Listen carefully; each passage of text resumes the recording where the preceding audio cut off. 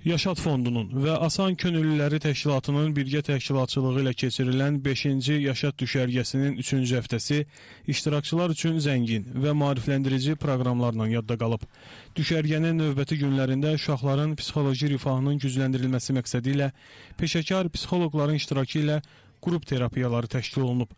Görüşlər zamanı iştirakçılar emosiyalarını ifadə etmək, bir-birləri ilə ünsiyyət qurmaq və müxtəlif psixoloji dəstək metodları ilə tanış olmaq imkanı əldə ediblər. Mən bu düşərgədə ilk dəfədir oldum və burada maraqlı təlimlər keçirilir və mən idmanla məşğul olduğuma görə dostlarımla axşam futbol oynayıram.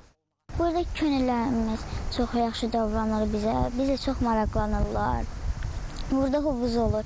Mən hovuza girməyi çox sevirəm. Sonra biz həyətə düşürük, voleybol oynayırıq.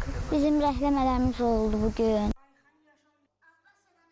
Həftə çərçivəsində uşaqlar üçün ekoloji maarifləndirmə təlimi və ustad dərsi,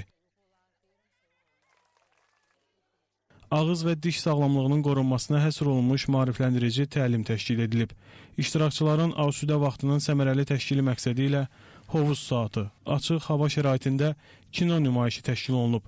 Şəhidlərimizin əmanətləri müxtəlif fiziki və komanda oyunlarında iştirak edərək çeviklik və liderlik bacarıqlarını inkişaf etdiriblər.